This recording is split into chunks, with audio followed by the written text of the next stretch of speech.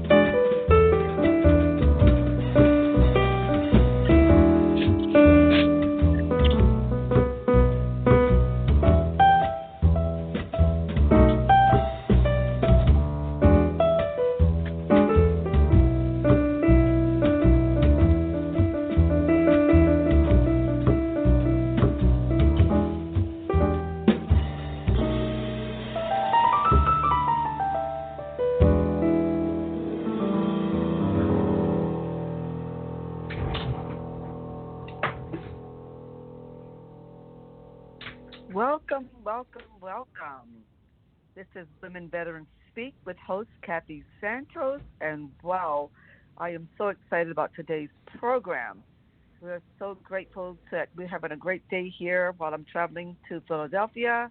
We've had a wonderful morning here, doing some great work in the community here, and so delighted that we have such a wonderful lineup here on our program, and I guess they're already in queue to participate. So thank you all for joining us on today. Just would like to just have a little introduction here to our guests and just talk a little bit about what this program is about. We are planning today to set precedents on a very robust discussion for engaging veterans, empowered and educated, for taking control of our lives and situations. We're responding to some very important and priority issues that are being planned, where we believe that we may need to provide some feedback that they may understand what the impact of some of the decisions that they are strategizing, how we are being impacted, and we need to speak truth to that from our perspective and our own experiences. So we were delighted today to have a very important guest who has a significant amount of education and experience.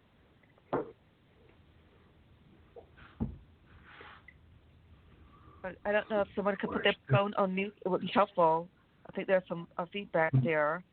If you know that you're maybe having something going on. Just want to make sure that our guests are clear because this is a very important discussion we're having. Thank you so much.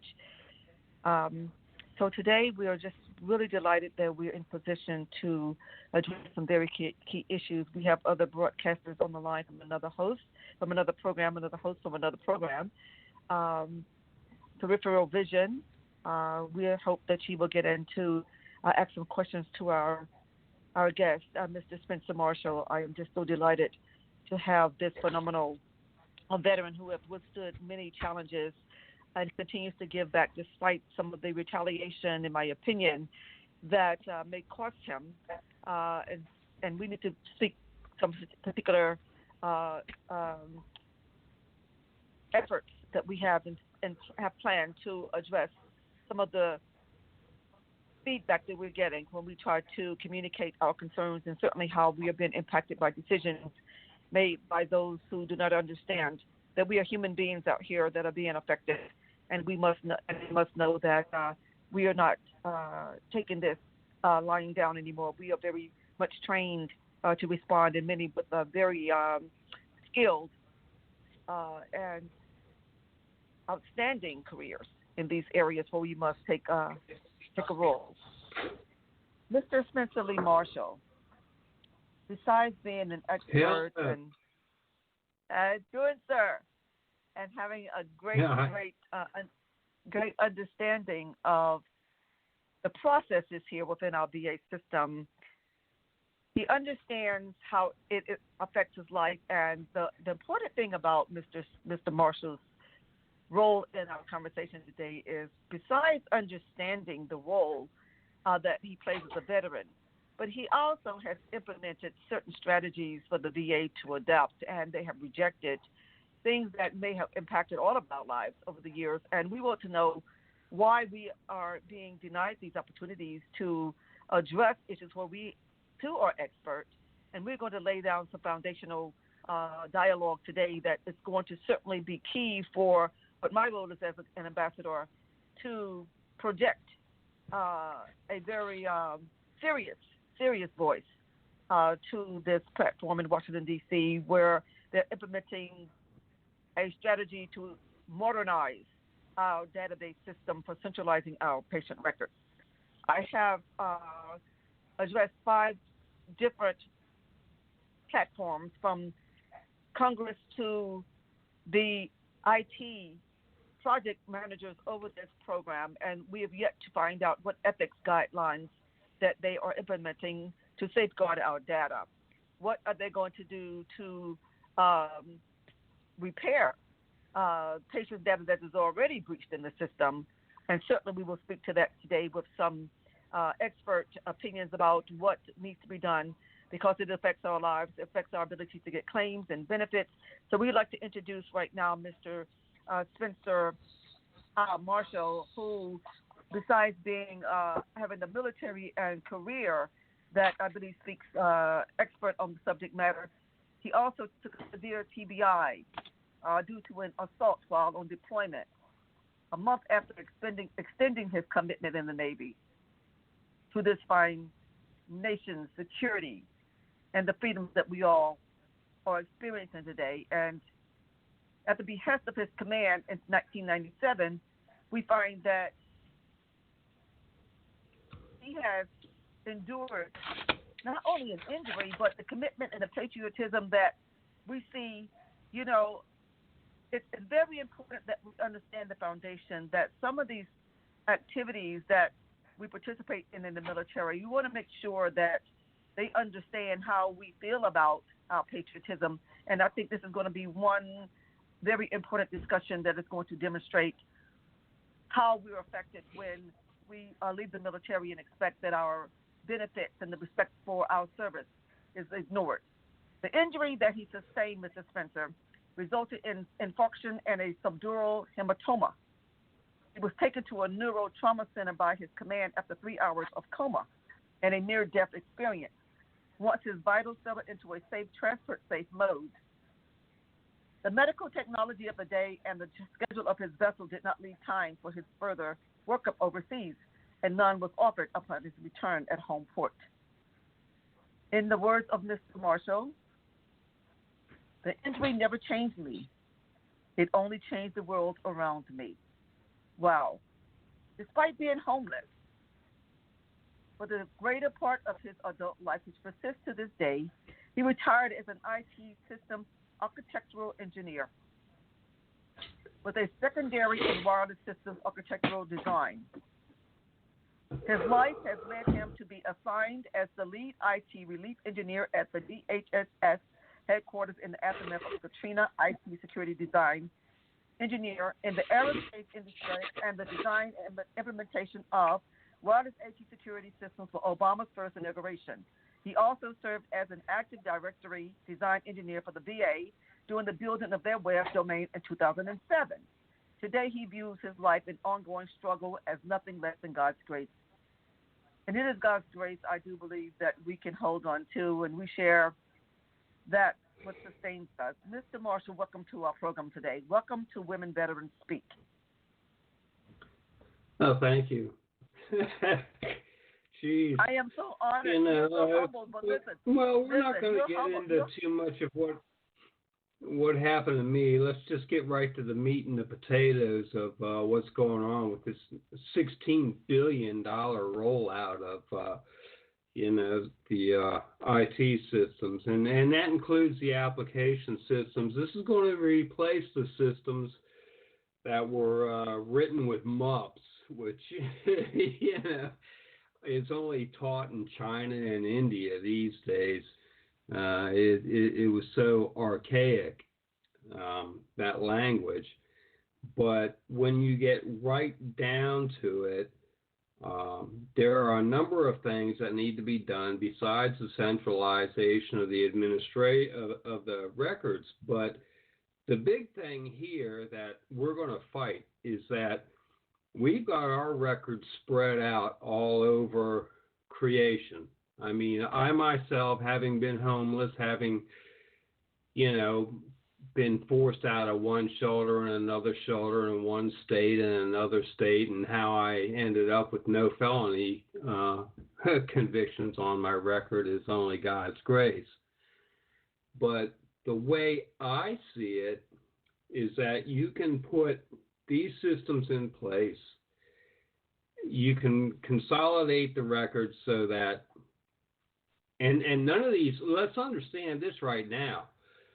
DCVAMC, they're not going to give up their records easily, and neither is Providence, and neither is, you name the major facility.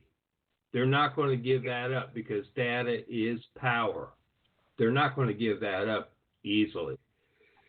So the only way you can really ensure central security is to, in fact, have all the records in a central environment, and to get rid of all those records that are hanging out there in the peripheral. So this project that they're embarking on went immediately after it was approved from $12 billion to $16 billion. Now, what we're going to get out of centralizing the records, well, that's yet to be seen, because the access controls to those records is what's going to have to be, implemented. And so, you're getting into $16 billion worth of costs easily, but if you have somebody who is really, hell-bent on falsifying records, editing records, and when you get into the editing of records, now you're talking about, let's get right down to it, conspiracy against rights. They're editing these records for a reason, and they're editing these records to prevent us from having our due process rights under the 14th Amendment. And then when you get into, that to a further degree, and the CFRs, I mean, I'm looking at CFR 3821-1032, duty to assist. And, but when you get into, the further CFRs, duty to assist is not an acceptable reason to go for the Qs. So when you get into the Q issue, the clear, then what you have is there's a stipulation there that violation of their duty to assist does not apply to clear and unmistakable error when you get into that CFR. So this goes far beyond. We are expecting a lot from these systems, but it goes far beyond the architecture of these systems. When you get into the Q law CFR 3820.1403, where duty to assist does not apply. So we're getting far beyond, just can we restructure these systems into providing more security? And I'm saying, right now, I don't see anything that's going to provide for that here. Yeah, you can give better access so that your entire medical record is available to any VA facility that you might go to. But what it's not going to do is it's not going to get away from these people in the VA who committed crimes clearly, 22 USC 2702 malpractice, because they're all covering up for each other. And then you have, perjury, false statements, concealment, 18 USC 1001. This record change, this $16 billion record change is not going to put those people in prison who violated that.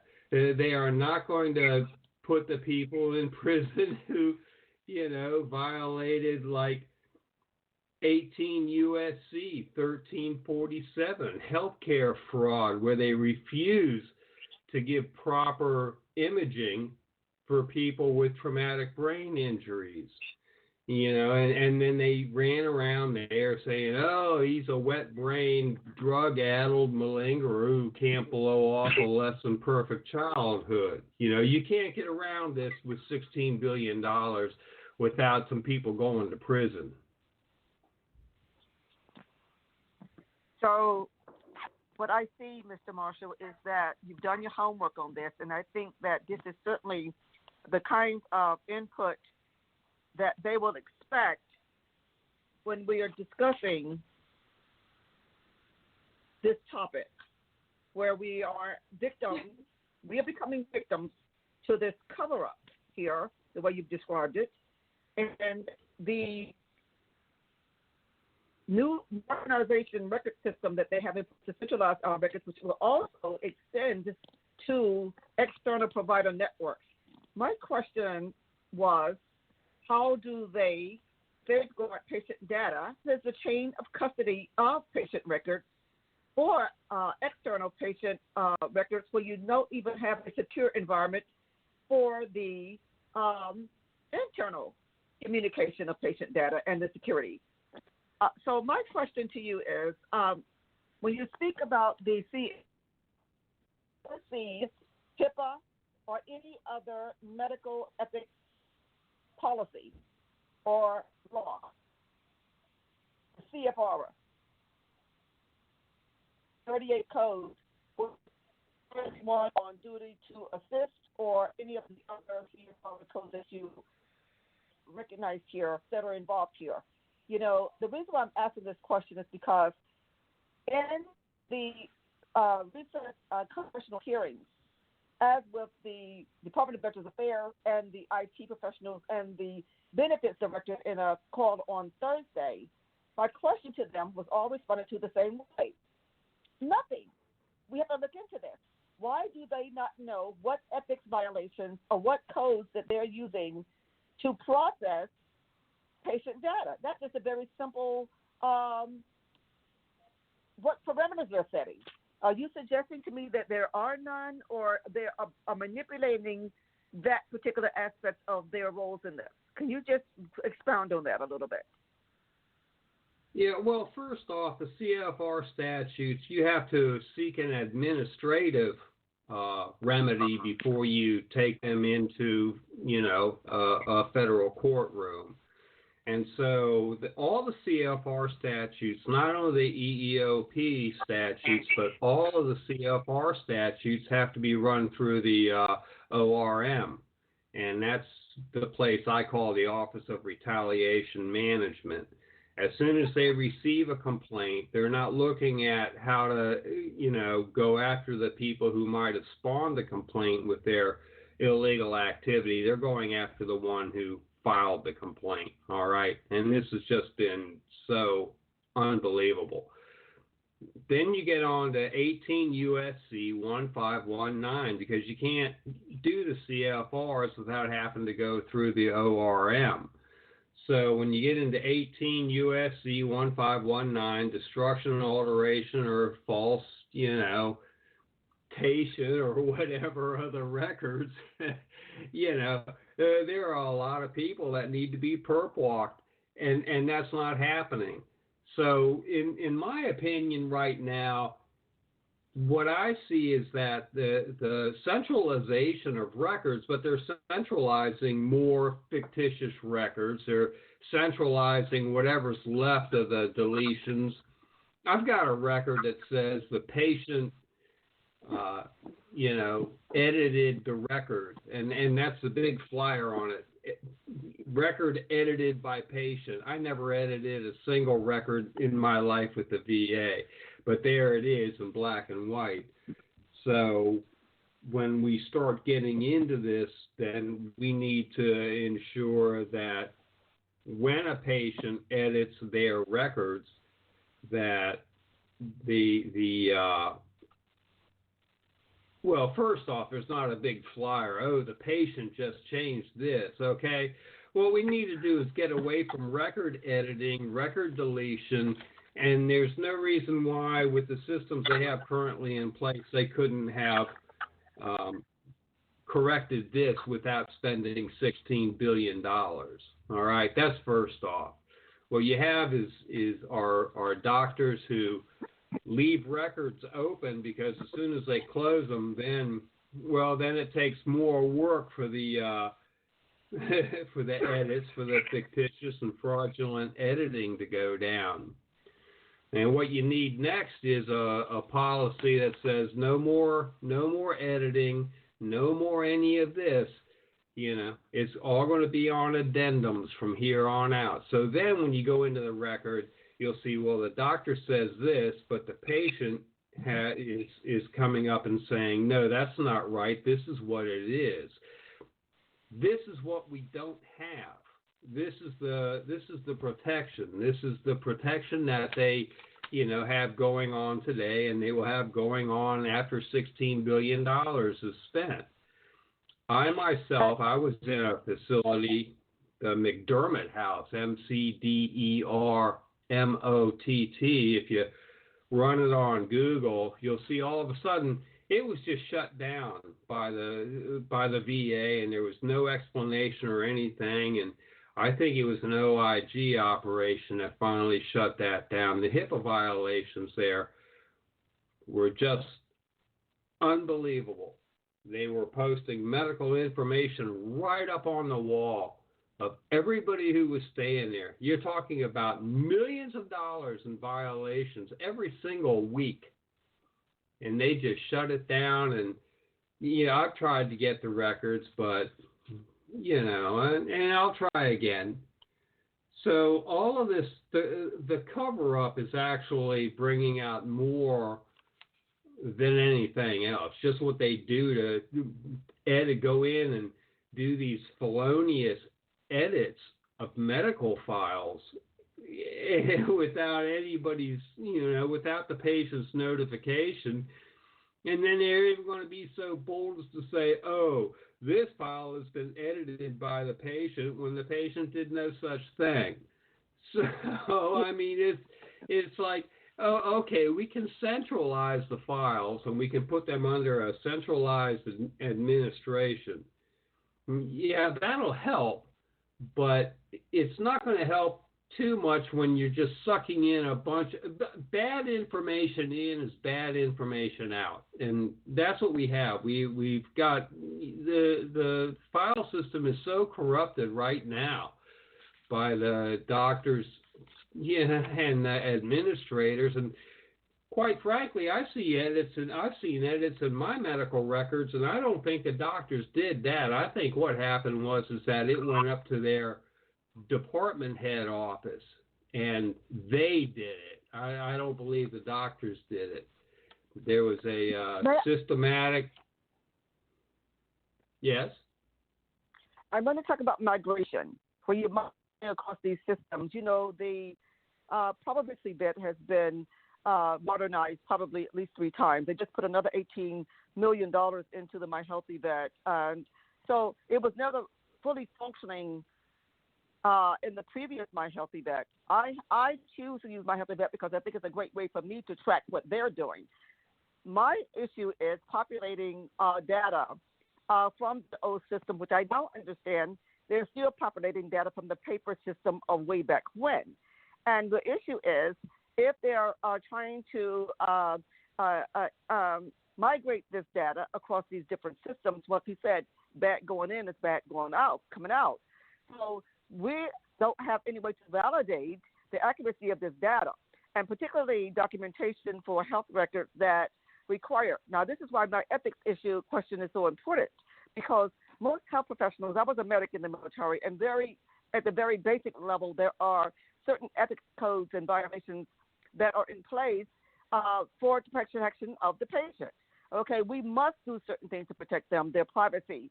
And what I see is happening, Mr. Marshall, aside from your 2 roles here in this conversation as being an expert engineer, but also navigating through these systems. As a patient, I don't think they expect us to know the complex IT, processes here.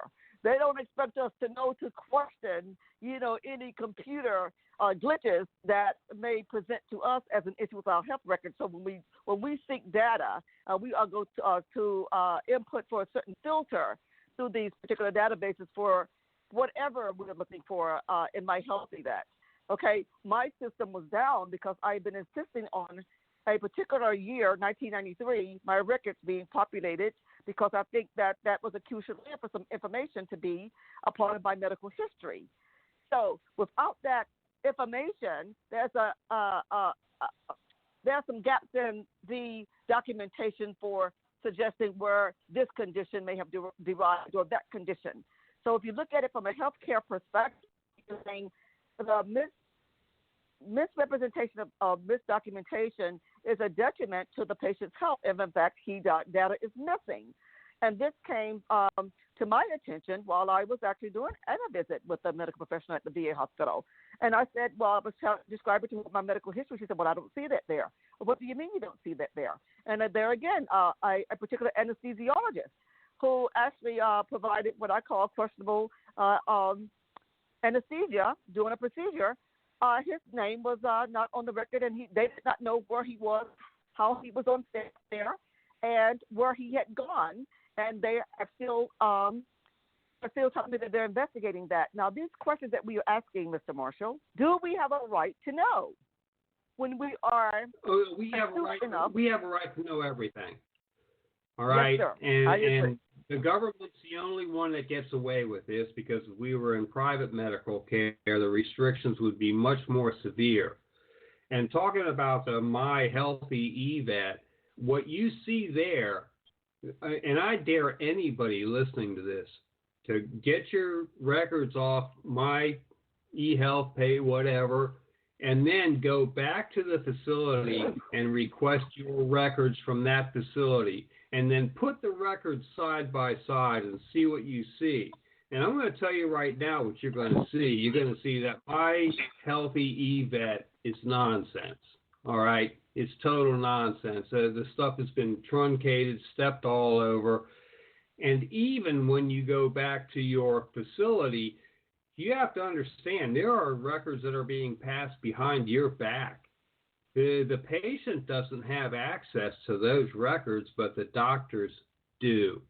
And for a medical care system to pass around records behind the patient's back onto the providers it's just it's filthy. All right. We don't want the patient to see the real records that we wrote because they might get a little bit mad. You know, they might take a bit of exception to it. And this is how they have avoided the backlash from the veterans community, is by doing this, you know, passing around records behind the patient's back. And one of the records, and it's actually interesting because I believe it's under the Privacy Act or FOIA, one of the records that they don't have to pass on are the notes from psychiatric sessions. Well, heck, you're sitting in the psychiatric session. You already know what went on in the psychiatric session. So why would they not pass those notes on unless there's, you know, I mean, you sat there in the session, you know what the doctor asked you, you know what you told them, you know, and then they're going to stand there and say, oh, the psychiatric notes don't have to be, you know, included in the medical record for you know, the Privacy Act requests. And it's when you look at it, it's just like a sugar equation, dear, everywhere you look with the VA.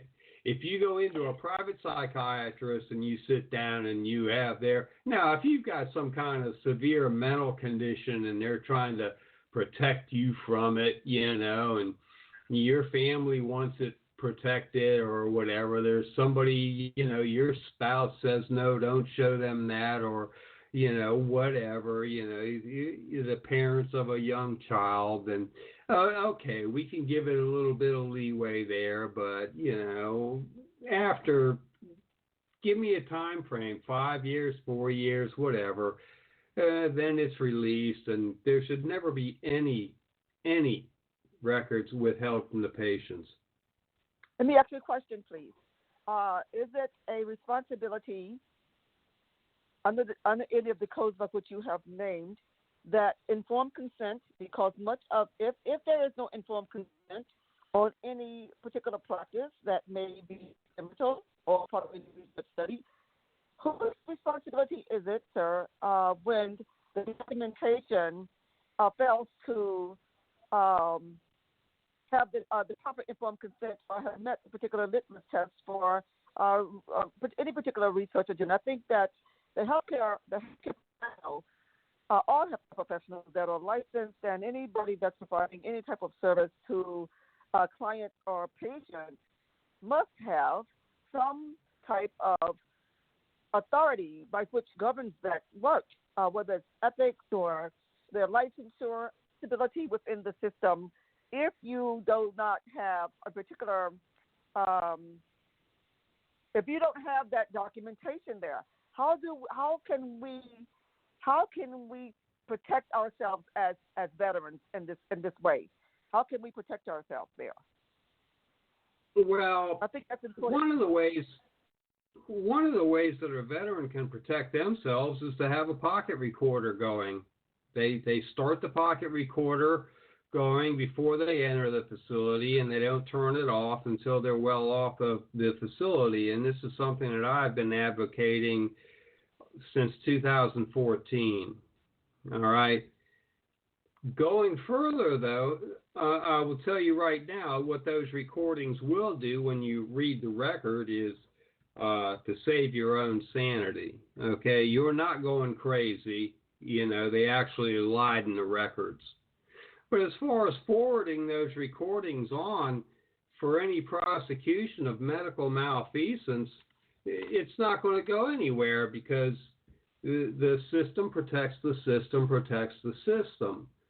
And so when we have these veterans committing suicide sitting on their records, you know, sitting on their records in a VA parking lot and, you know, shoving a gun into their mouth and pulling the trigger, well, I think that's a pretty strong statement, you know, towards what, you know, I've been saying in the last few moments here.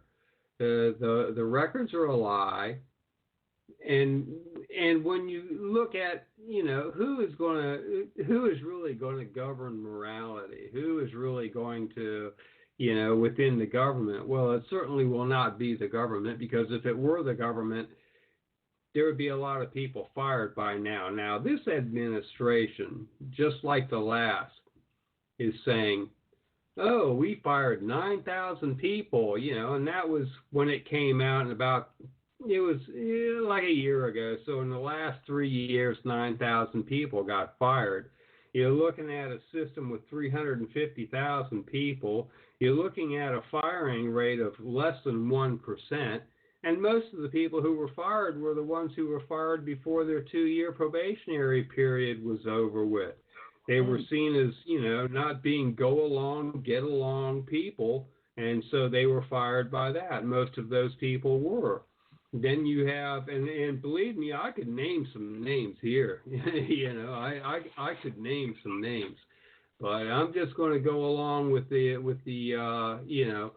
if you get a doctor, let's start with some baseline factual things here. New doctors who enter the VA are gone within 2 years. Within 2 years. So most new doctors that come into the VA are gone within 2 years. And I go so far as to say that any doctor that had a resume that lasted 5 years at the VA would be pretty much unwelcome anywhere but at the VA. So this is where we're going. You can't use IT systems to bring morality into line, because I don't think it's going to make much difference what they set up, because I don't see the records coming in any cleaner going into there. I don't see them getting any cleaner going out of there.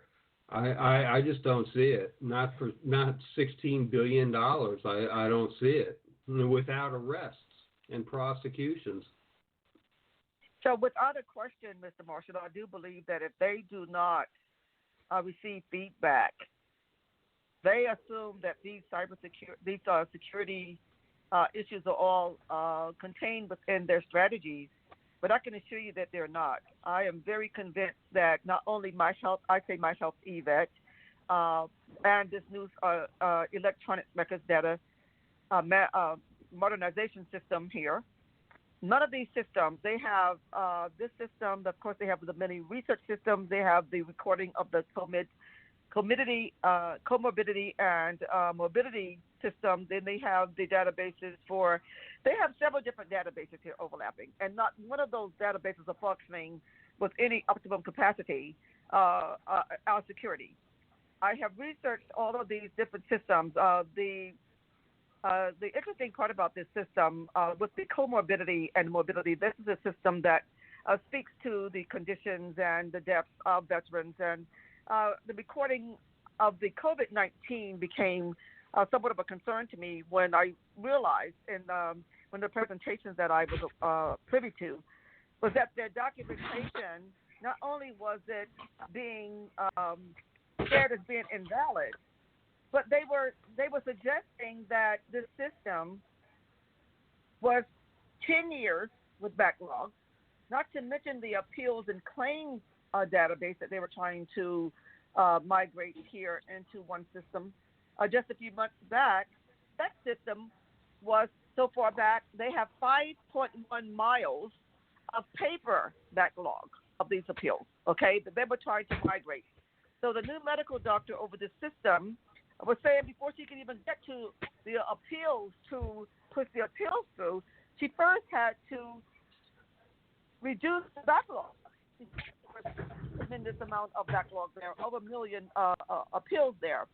So we're talking about, we have been in a automation, certainly a computerized state for at least the past 50 years. Why does this government have such an antiquated or non-existent automated process here for maintaining and preserving veterans' records with some level of accuracy? What is the challenge there?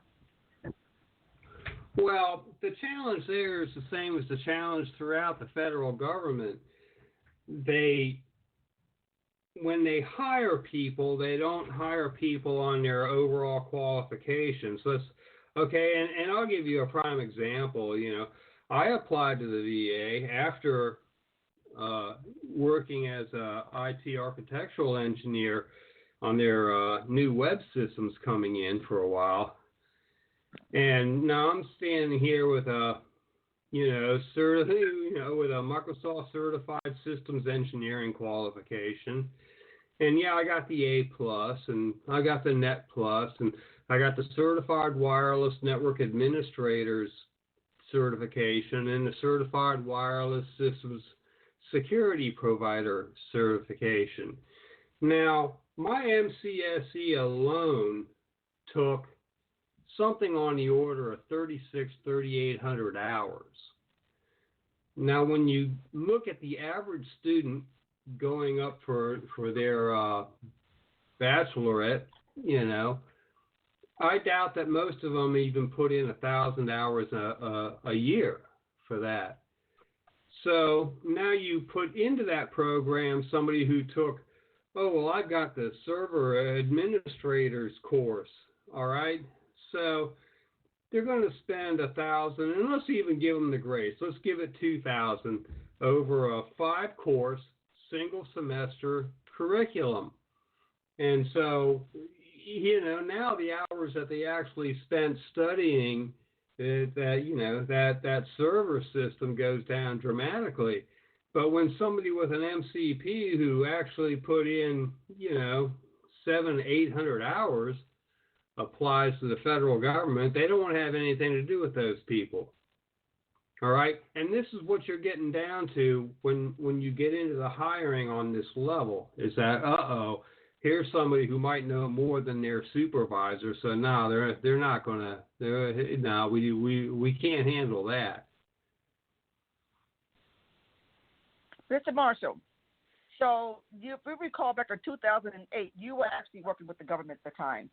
There was a particular employee with the VA that accidentally took his laptop home with the database of all the patients there. 26,000 patients' records were compromised, if you remember that. Oh, yeah. And that was right in my neighborhood, Aspen Hill, Maryland. That was in Aspen Hill, Maryland. That was right there. Really? That was where I grew up. Let me ask you a question about that, because that was a very key issue for me, because not only did they accept that this person on it, they never ever sent out letters to well, I think they did send out letters or put out some statement about any particular compromised data that may be for the patients. But we know today that data was compromised. We know that. Not only was that first 26,000 was for me, made me very vulnerable, I still sense that my data and my person in that particular database has been sold to every marketing company in this country. As a veteran, I get more marketing materials from my transition to the grave, if you will, from cemeteries to on. These VA hospitals, I am very sure and I am very aware that there were certain individuals that were surreptitiously collecting patient data, okay, and using it outside of the VA hospital, and reporting that has rendered no results, okay? So we have these veterans out here being lured or enticed to participate in activities that the VA, even they're doing it now. I had the conversation. Let me just skip this point. Even as recent as last week, the Cohen Veteran Network was introduced to the Philadelphia VA as a veterans town hall. And when I researched it, they were actually facilitating through the University of Pennsylvania. I communicated my concerns, and then I saw that this particular outlet was soliciting or recruiting veterans, okay, after they had been sanctioned by the VA. So my question to the influential decision makers was, if you all are going through all of this trouble to create a protective environment at the VA hospital, to get veterans who are not necessarily enrolled there to attend to the VA or to at least participate in the telehealth program, you're spending all of this money. I know you have an answer. They're spending all of this money that they're promoting to get us involved in the telehealth and My Healthy Vet, why would you sanction these other external organizations of which we know not what the outcomes are? And I even challenge them with suicide, because how would you hold this particular external entity accountable for any adverse, you know what I mean? Because there's no ethics and there's no accountability by which the VA holds them when they're participating with these external networks. So we're going to be at an even greater disadvantage, Spencer, if you can see what I'm saying, in this new system where they will have migrated all of this data, where they are going to be allowing external providers, okay, to have access to our information. We do not know, but we have very vulnerable individuals in this population who will not be asking the questions that we ask. I want to make sure that we make the best effort to protect these very vulnerable veterans, because I do believe that they're being drawn into a very clandestine and particularly dangerous environment, right, which they know not. So I would like to expound on that a bit. Well, first off, the VA medical records are the least secure records, medical records in the world. All right. They regularly subject those records through compilation for research reasons, but they're not even that valuable there when you have doctors that just refuse to do. Let me. You see, what we're doing here really is we're getting into the second level of this. The first level of it is the character, and the proficiency of those who are putting those records in. But once they have those records in, and let you and I be, quite honest about this, if I went in there and I made out with all those records, or you went in there and you made out with all those records, we would be facing, a couple of decades in prison. All right. So they all say, oh, well, it was just a mistake, and well, if we get more money, and this is the thing that just keeps going on. Oh yeah, we made a mistake, as though they didn't know, or if somehow the person that took that laptop home wasn't properly trained. So, give us another 10 or 20 million for more training, and the training is always the barb on the hook. And then after all that money is spent and all that training is completed, what we have are, the same issues still left in place, and nothing is changing, and nothing's going to change until they finally start getting serious about prosecuting, the crimes here. I mean, healthcare fraud, 18 U.S.C. 1347. That's easy enough. You start getting into, the duty to assist, CFR 38211032. That's easy enough to understand. I mean, the law's not hard to understand unless you're listening to the law, the way some people want to tell you, including some of the courts. I mean, some of the judges, not the courts. And then you got USC Chapter 73, obstruction of justice. So when they start playing around with these records and they make these felonious, edits and deletions, well, and you get a bunch of them together, well, now you're talking RICO, all right? Now you're talking RICO Act here, and then you get into, 18 U.S.C. Chapter 73 and start reading some there, and 22 U.S.C. 2702. Okay, so a veteran comes into the VA. He says, I endured, I took a traumatic brain injury during Vietnam, and I've done the best I could to battle it. The first thing they say is, oh, no, you're a wet brain, drug-addled, malingerer who's, can't blow off a less than perfect childhood. And all of these things, are covered, and you don't even have to go to the CFRs, because like I said, when you go to the CFR, You got to give 6 months. You know, you got to give notice to the ORM, and they're going to, and that's 6 months they have to build a case against your allegations, and that's what they regularly do. Even if, and believe me, I'm going to take, if you go to YouTube and you look up Sue Bosgaz, I picked her up in March. Now, her husband was an ethics attorney for the VA, working right there at, 810 whatever Vermont Avenue, right there in headquarters. And you look at what they pulled on him and her family, and you think that this isn't about RICO, that this isn't about racketeering, it's not about a mafia mentality, and well, that'll change your mind real quick, because that's what this is all about. We got the mafia running the government right now. That's what we got. And all of this stuff that they're supposed to be trained properly for, they're not trained properly for anything. They're trained properly to commit crimes. That's what they are trained for. And because of their qualified, what do they call that? Qualified immunity. But once you get certified by an SSDI judge or whatever as being impaired, then that all rolls back. So now you can go after them person by person. You can separate them, because if you go after the whole government, well, let me tell you something, the whole government's going to go after you. But if you go after them piece by piece, well, the government's only going to put so much towards a dirty doctor.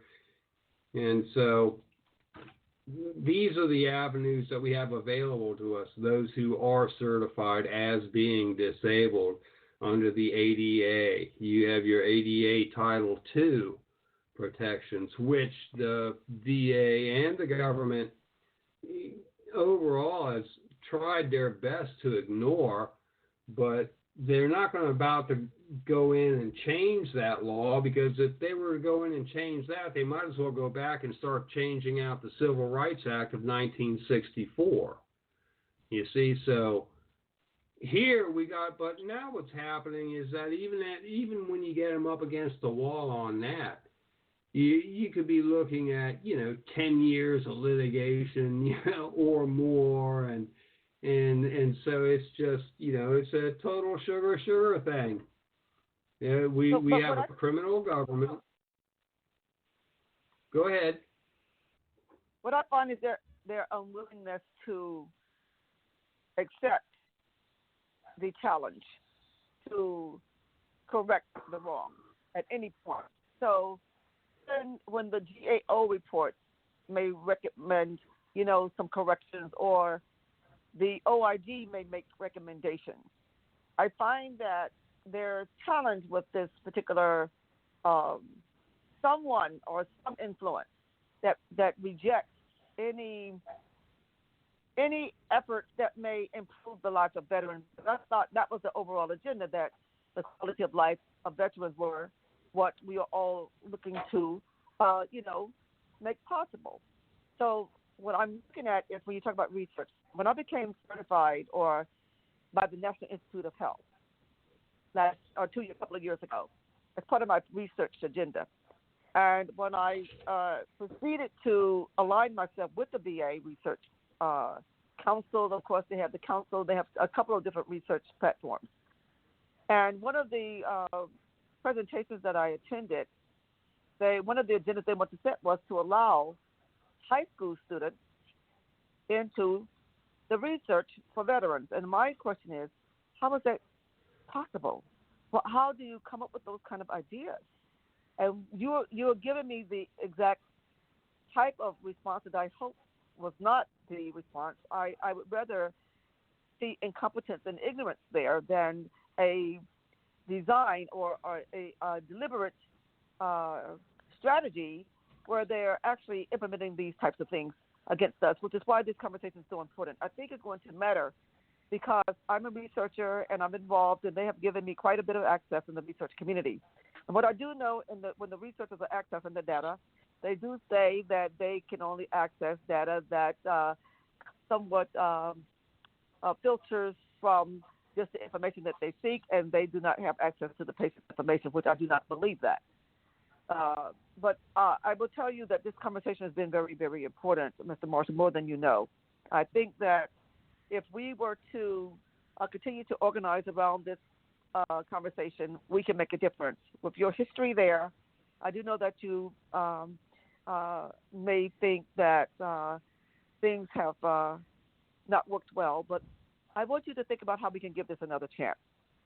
I'm in a position right now to bring some very key information, and I think that you would be a very valuable contributor to this conversation and to these platforms like which I've asked these questions, and they failed to answer it as though it's okay. You know, I mean, I don't know whether to laugh or cry because they don't answer the questions that simply says, what policy or ethics agenda do you have to protect patient data? And at no point in my questioning do they respond. I mean, you talk about the directors of a federal agency does not understand the importance of ethics when you're working with patient data. I mean, who doesn't understand? So my recent conversation about cybersecurity, of course, you understand, so they have heightened the levels of cybersecurity. And this week, I see where they were soliciting cybersecurity recruits, I guess, to train or whatever. And again, bad information going in, bad information going out. And so cybersecurity has a multi-dimensional role when you talk about intranets and external systems and so forth. But certainly, I think that the training that I got from the Department of Army was very thorough. It was channeled through Northrum, you know the group. Yeah, Grumman. Northrum, yes. And Northrop, Northrop Grumman. Yeah, so that and training. then I'm going to send you that training because when we go through this training, I want you and us to have another conversation about this training because I thought it was very thorough, and the type of work that they are looking to provide to these new recruits. I want you and I to take on some very strong critique as being effective for what needs to happen. We need to have a minimized strategy for reaching data, patient data. It is so important. How many veterans are waiting for information or can't find or locate information they need for their claims? How many veterans do you hear that they have lost their claims? They have been at this thing for 10, 15 years, 30, maybe who knows how long, because the VA has lost their data, and it is not acceptable.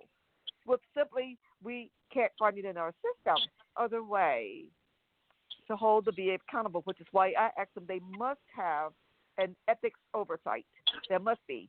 And whether it is through Congress or whether it is internal to the departments by which these activities are being implemented and strategized, or there must be some other external oversight, the National Organization of Human Services or whatever that department for psychiatry, for health-related, but there are oversight committees for providing ethics, and these violations cannot be identified until they recognize a particular ethics agenda.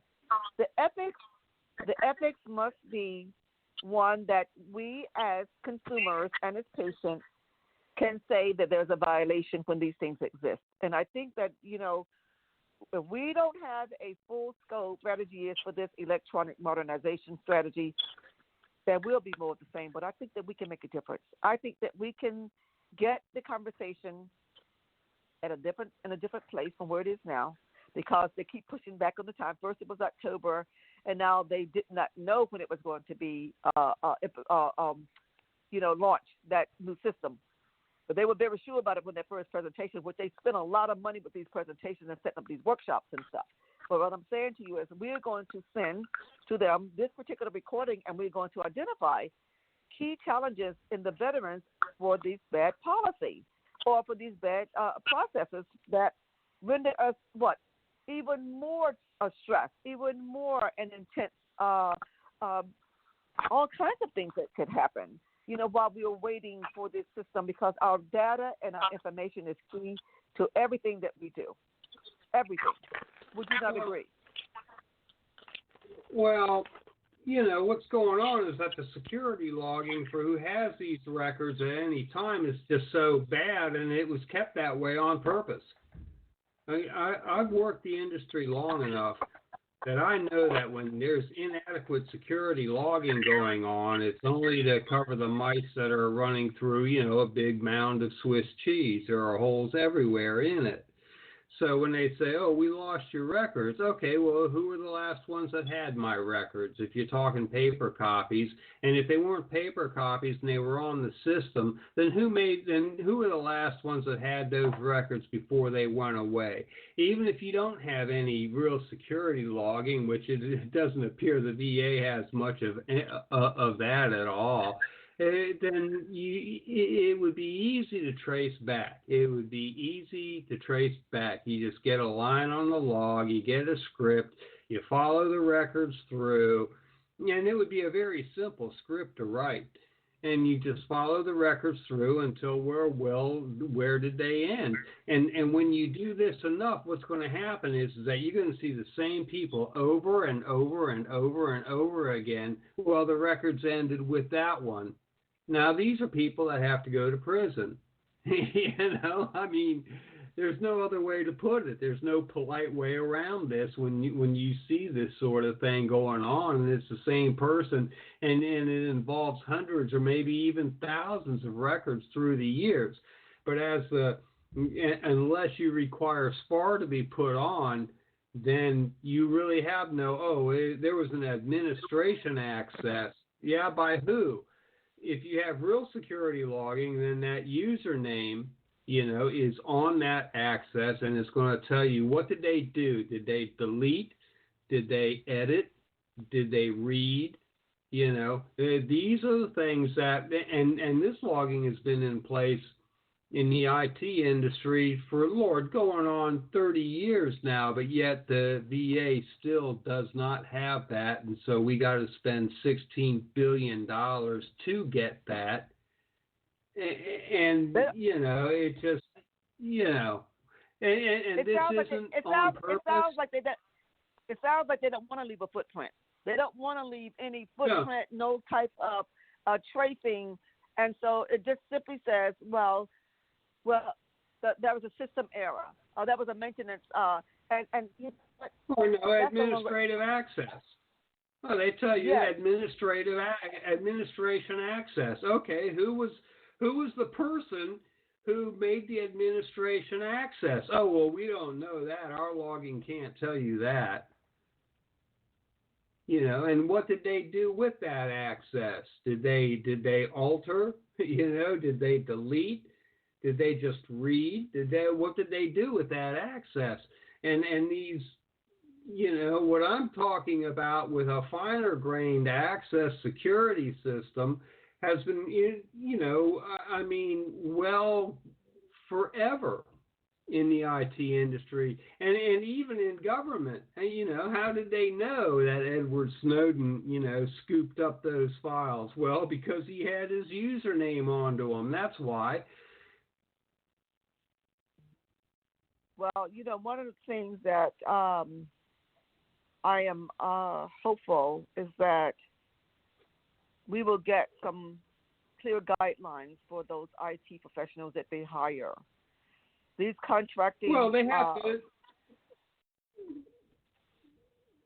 The systems can do a great job at protecting, but what we have is a VA system that has made a point of refusing to put security logging in place. And why do we have to ask for SPAR to be put down on our accounts?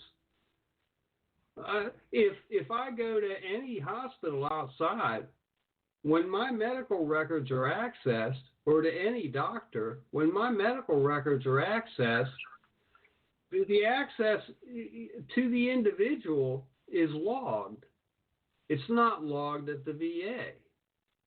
And they're not doing this because they didn't. They're doing this because they're. You're right. They're trying to cover their tracks.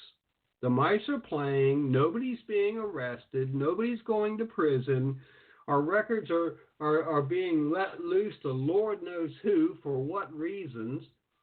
And as soon as you start complaining about it, they're right into your medical records. And then what do you see of the access of people going right into your medical records to see what they can use against you? Administration access. You don't see who did it until you request SPAR to be put down on the records. The SPAR should be on every record. Every record. That you and I could talk about what would be the appropriate format for responding to this system. I have the PowerPoint presentation, which gives the IT professionals and the groups that are involved in the contracting to implement this. So we have several different forms here. You have those who are the staff at the VA that will be working with the system on a regular basis. Then you have the external providers, because they're accumulating in some database somewhere that they will be given access to this database.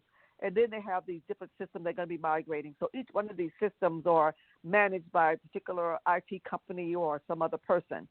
So I think that would be a good conversation for you and I if we could have just a particular dialogue. It could come from, but I want to have you involved in the next conversation with this, because I think it is key that they understand that we as veterans, recognize flaws, the impact and the negligence there, the lack of responsibility. There is no accountability here, and therefore no, there's no accountability here. But there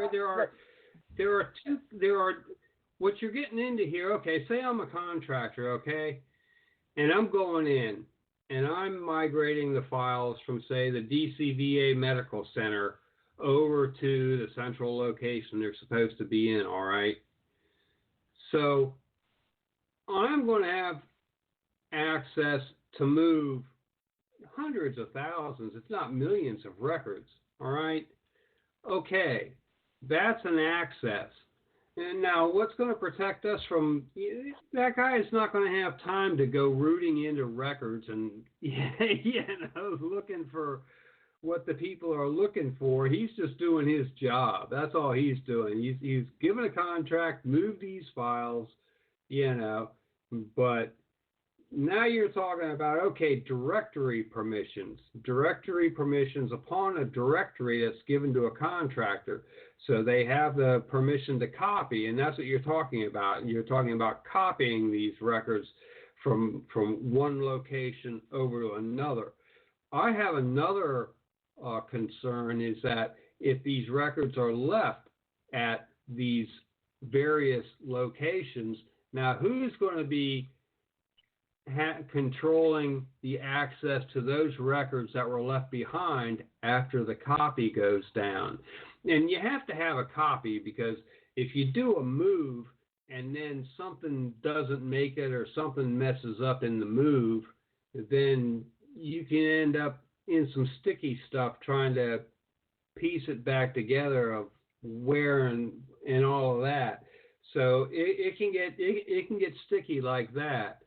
So some things are just going to have to be accepted as they are, and we're going to have to accept that a contractor has something better to do than, take on the. And believe me, that's a lot of weight. When you're tasked with moving millions of records over, and then the pointers to all the end users are redirected over to that new data store, then things, if it didn't go down perfectly, then you could end up flipping burgers at McDonald's real quick doing that.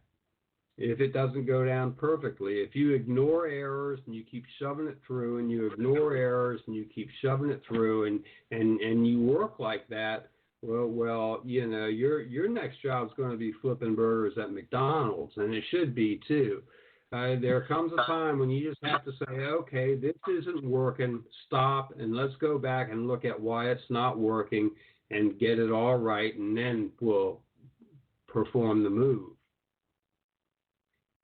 Mr. Spencer Lee Marshall, extraordinaire. I am so grateful for you to share such insightful and important information today. This is Women Veterans Speak. I'm the host, Kathy Santos, and I am anxious to send a message to the VA that I think that if we were to have a respectful conversation, if you have an incompetent IT professional or incompetent IT group or one who is less than stellar for such a huge migration of data, okay? I think that also, like you said, if it's bad data going in, it's going to be bad data coming out. But I think the level of proficiency for that IT contractor has to be one that is understood by the person that is doing the contracting. And I think that those different roles are looked at, for me, with the expectation that we should assume that they know what they're doing. We should assume that because of the position that they're in, whether they're the chief of this or the chief of that, I still think that the decisions that they make, which render such it renders the kind of consequences that says to me that whoever made this decision is either incompetent or somewhere in this transference of information or whatever, there's a flaw.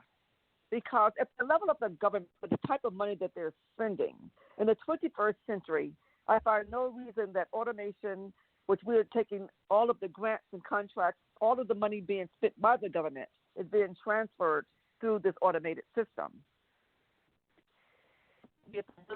Well, if we can, I don't. Yes.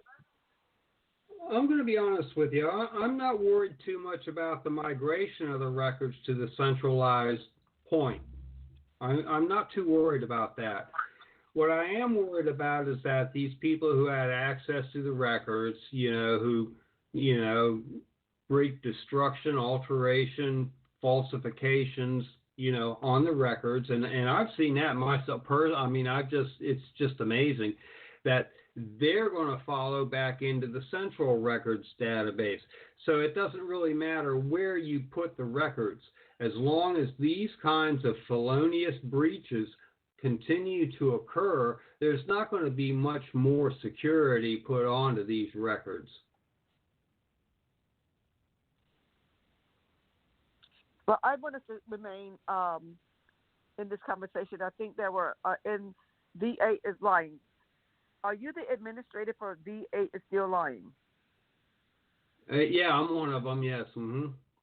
Could you tell me what? Well, I didn't really start that group. The original group was VA is Lying, and it has changed its name to something else. And I took that group in 2014 from like 6,400 members up to over almost 20,000 members. Today they have about 24,000 or 25,000 members under their new name. The VA is still lying. When things went down with the VA is lying, and I'll just classify as political issues. Most of the administrators left that group along with me, and many of them came with me over to the VA is still lying group, which barely has over 1,000 members right now. I think 1,300 or something at the last count. So people got onto the admin deck who really didn't belong there, and it created a lot of issues. And so after the big explosion, that all slowed down to a trickle. And after the original admins who I brought in personally, myself, most all of them, left. So, but the VA is still lying. Is owned by Roger Gagnon, a Marine, whose unit was destroyed in the Beirut bombing. And so we just muddle along. we're still out there. We're doing what we can. We're helping each other where we can, and the most valuable thing we do is to share information. And the most valuable thing that I've had in my life has been information, especially when I started dealing with the VA. The VA still continues to refuse to recognize the traumatic brain injuries that took place prior to Desert, Shield, up through Desert Storm. They continued to lie about and deceive. And I've got an email even from Allison Hickey saying they're never going to diagnose your traumatic brain injury. You're going to have to get it outside. And so we have thousands of veterans in the streets now. It wasn't until, Desert Shield that they finally started. But we're not NFL stars that are making millions and millions of dollars. So, when our brains take the hit, it's not any big deal because the government can easily, fight us off and keep us homeless. And, it's just sick. It's sick what they're doing, continue to do. And Care 11 from Indianapolis has called them out a couple of times. They've been brought down on the deck so many times over their traumatic brain injury. And in fact, I have an email here, and I'm going to read you a part of it from a doctor that I had, and they invited her to go to the VA and take a job with them, and she turned them down.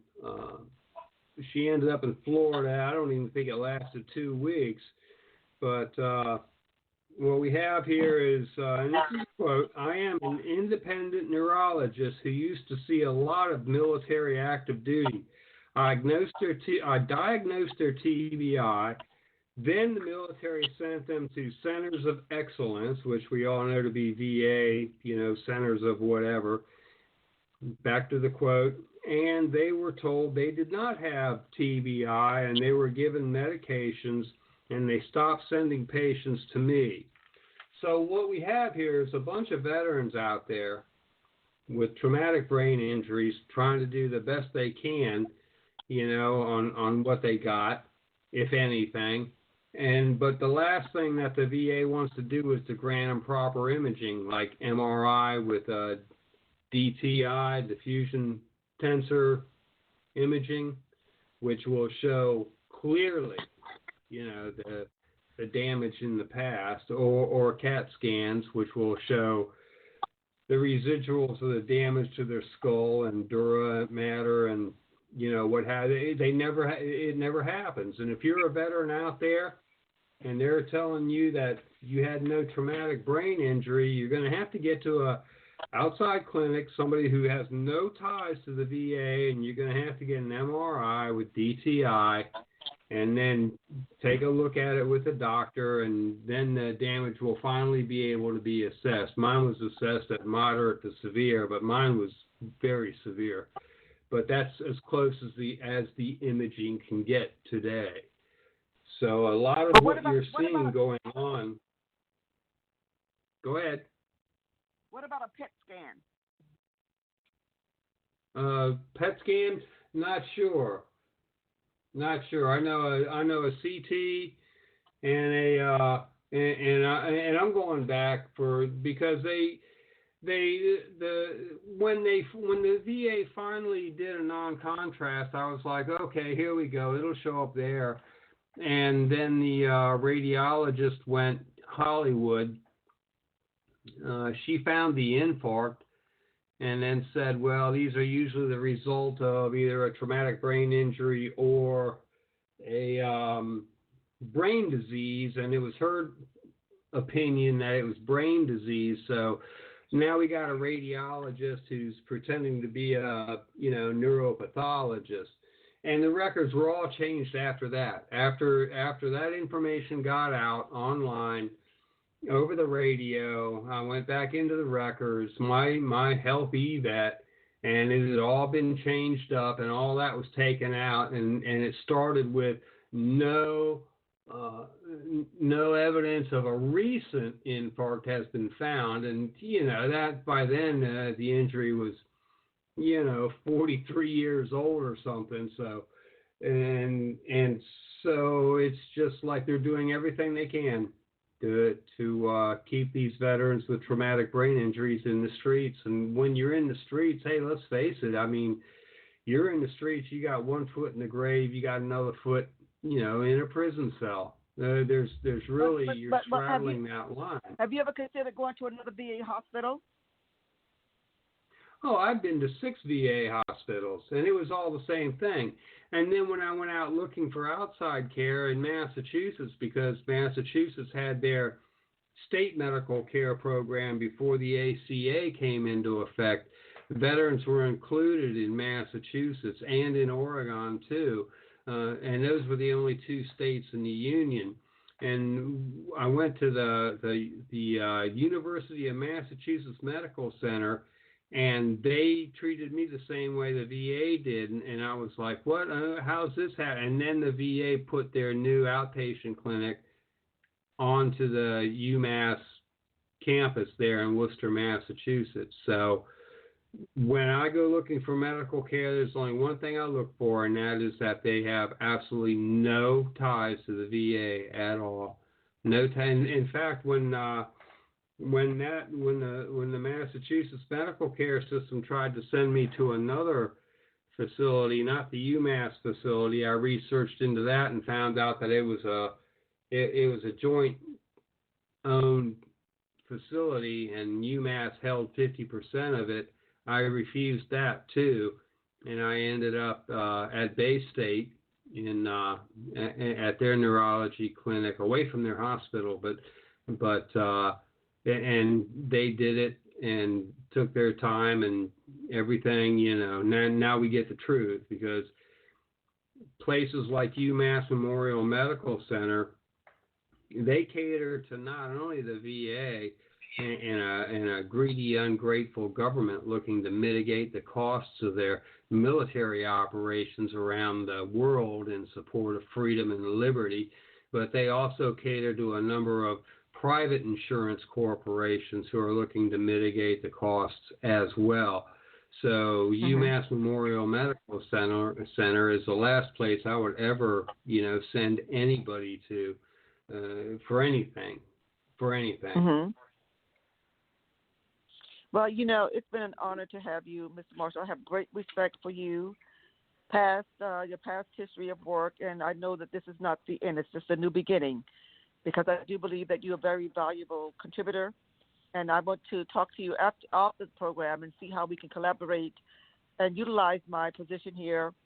I think that I can be a great resource to you, sir, and I really, really want to just appreciate you, for that you're doing, and then the group VA is still lying, and see if we can change that and find some truth that we can hang on to, because I do believe that there's some great things happening there.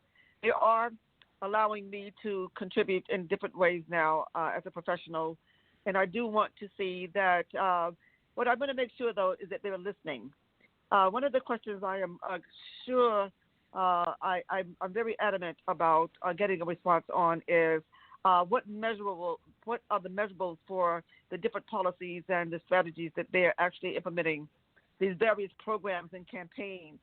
What measurables do you have to see just how these particular platforms are impacting the veterans? And once we get that conversation going, I definitely do believe that things will change for you, sir. I'm very much concerned that your history and your work and your articulation is not more respected here today, because this is the promise that we have from them, that they're different, they're new, they're improved. And I am, as an ambassador, to provide some type of act as a liaison here to send that message. And I need to see it demonstrated in your life, sir. And this is the way the VA can prove that it's real. Let me finish, please, because I know that you've been around this mountain, but I think that, let me just say this to you.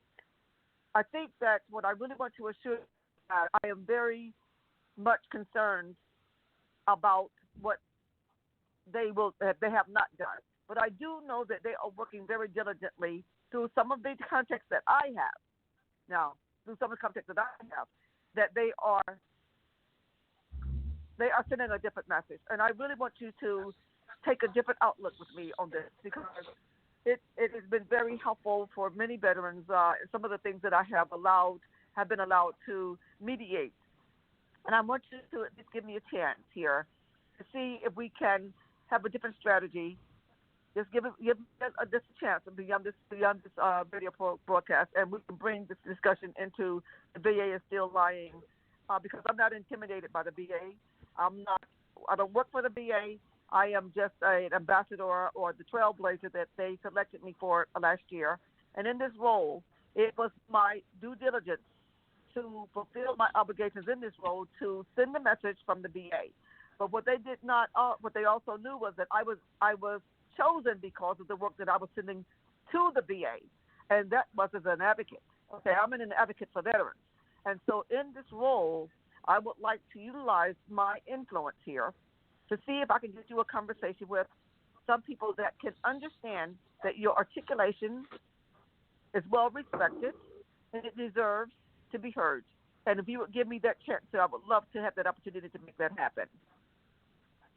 Oh yeah, well, I'm at such a broad spectrum, and for me to expect you to address all the spectrums I'm coming from would really be unfair to you. Okay, I'm on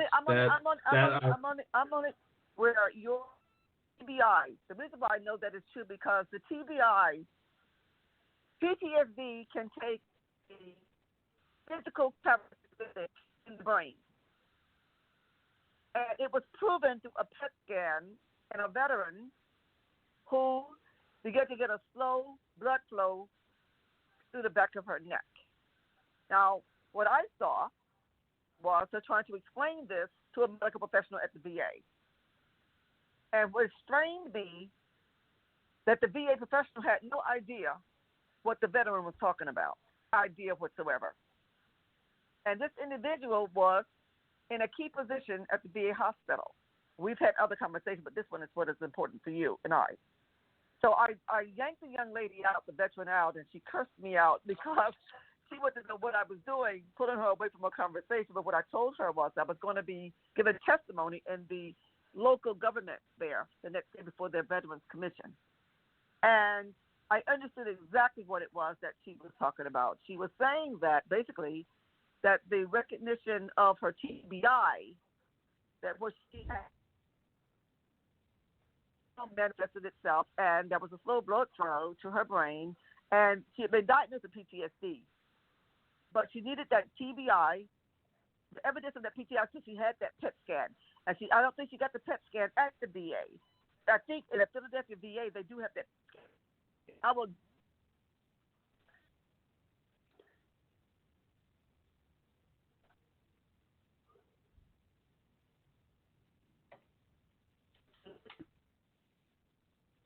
Detail into the brain that diagnosed the case, slow blood flow, actually where it was coming from. So I just want you to give it another chance, and let's revisit this because I have a lot of resources at my hand. I'm trying to, if you could allow me to introduce my research, all due respect, that unconventional role because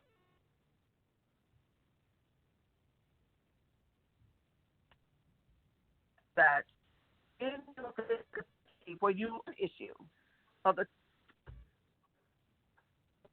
diagnosis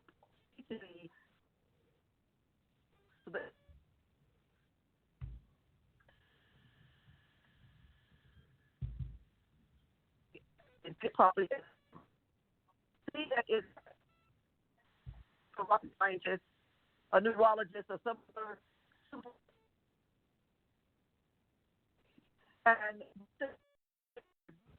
they are giving that veteran that kind of credibility because they have to understand most of us are trained. I was a medic, okay? So if you come to me, you're talking to me at the very basic understanding of medicine, we have to learn that. A medic has a strong role in understanding their positions as military combat, medics. And so I'm just share on today, but beyond this conversation, VA is still lying. The conversation that I've read in there, the astuteness of all of the contributors there, the support that they gave each other there, I thought was just overwhelming. I want to be able to see if you can send a testimony there of what we're trying to do through the VA and on the outside, where we are taking control of our own lives now. What we have to do is give ourselves another chance. If you would be willing to do that, I would love to be that conduit to bring that those two sides together. VA is still lying. It's certainly a very I'm not really sure it might be a title to present what it is. You know, I'm not going to be judging because this is the perspective of those who are involved in that. And I find everybody there to be very, very articulate. They're intelligent, and why not listen? You know, if you have 1,300, 2,400, it doesn't matter the number. One person suffering to me is way more than we want here. We want no veteran left behind. And this is where I think that we could change the paradigm. So VA is still lying through this group to send a message. Is the VA still lying? Or let's put a litmus test out there. Let's test this thing and see where they would go with this, okay? Because I think I have enough evidence here to demonstrate. Well, you touched on a lot of things. I know, but you can handle all of that. You can handle it. I won't try to put it all down your throat at once, but you can handle it the way we're going to talk about it off the air. And I'm going to introduce you to the various individuals that I know are in the decision-making programs. So you can send a message to 1,300 people. You know, if you can send a message to 1,300 people, that there is an opportunity for their responses to be dealt with, whether individually or in the group. We're going to do that, you know. And I think that we can bring VA staff. We can just set up a Zoom meeting with the VA Still Lying group, just the administrators, and we're going to get some attention into this group. The information there is valid, okay? It's valid. You cannot ignore 1,300 people with issues who have served in our military. We cannot ignore that. And I really think that it is important that the VA demonstrate to those who have been around this mountain more than once. You know, you're not just fresh off the block here. You've been around a bit. Not only have you been around a bit, but you've been through the VA. You know the system. So they cannot ignore someone who actually has contributed with the history that you have. And I really do appreciate you being on the air. You have spent more than I would have thought on this broadcast, but I really wanted you to get out as much as you felt necessary for documenting, because I am definitely going to make sure that they get this information as valid for responding to the congressional hearings, which I've already reached out to the Congressional Veterans Oversight and Investigative Committee, as well as the various entities that are supporting this electronic records management modernization. I keep saying management. The M stands for modernization system. I want to make sure that if in fact they are implementing this strategy, that they're not going to be launching anything until they have dotted all of their I's and crossed all of their T's. And I think we've outlined several of the flaws here. We know it exists. We know it's a problem. So if we know that it's a problem, they must listen to us. And I do believe that I got their attention with my 6 questions. I keep saying 5 questions, but with this one question, we want to know how they were going to be held accountable. And I think this is where we're going to hold them accountable. We have that authority, and I think we have that right to as veterans, because they're the ones going to be impacted the most. So I really do thank you for joining us on our program today. And I'd like to give you an opportunity to speak for 5 or 10 minutes on where you believe that we can go, where we are, from where you are, where we can go with this. And I do hope that you are optimistic about your future, because I do believe that everything that you need does exist. It's just those in position that have made decisions in the past, they must recognize, okay, that we're in a different place today. And I do believe that we can put you in touch with some different people that can satisfy, whatever documentation to identify TBI, because this is a very, very complicated when you are dealing with the brain injuries. This is something that we need to be taken very, very seriously. And I really do thank you for sharing your story as well as your expert opinions about the database systems that we are looking to migrate into the centralized system. It's all very relative, in my opinion. You are one of those records that are going to be migrating in that system. So if the bad information is going in, then the results that you would need will never happen. Whether Ms. Allison Hickey was referring to an inside knowledge, but I do think that we can paradigm through this group. They are on no social media. The Department of Veterans Affairs monitors many of the groups on social media. We want to put them in touch with VA is Still Lying and see if we can put some truth into this group and make them hold them accountable for what the things that they have promised us through this new and improved VA system. If you can agree to that, I would love to move forward with you on this agenda. Oh, I'd love to. And the thing I look forward to, as I stated earlier, I don't think it's going to change until those who are going in and committing felonies in the existing database are put away. But, you know, for the thousands of infractions they've committed already, and if you or I or a doctor, you know, over at Holy Cross in Silver Spring or wherever were to do something like what they have done over and over and over again, they would have been out of a job, you know, and quite possibly incarcerated decades ago. But because the VA systems are so antiquated, that's not happening, and those systems can actually be structured to catch those people who pull that. And one of the things that needs to happen is that they and here we go back getting off IT, but they say, oh, we don't have enough time to see all the patients we're saddled with and make accurate records, so we leave our records open on our laptop, on our desktops, and then, you know, for days and days and none of that makes sense, because if they're that loaded with patients, if they can't get to it right after the patient meets with them, they're never going to get to it if they're that loaded up with patients, which they're not, because I read a research study that stated that the VA doctors are only taking half the patients that are expected of outside doctors, and yet the outside doctors can still get along with their record keeping, and you don't hear any of this, you know, any of these violations of law, but it goes on regularly at the VA. So what needs to happen is that the records have to be self-closing. Okay, the doctor didn't get into it that day. Okay, well, then you're going to have to reopen it the next day or the next day or the next day. And the further out from the patient appointment that those records are opened at will be indicative of the doctor's performance.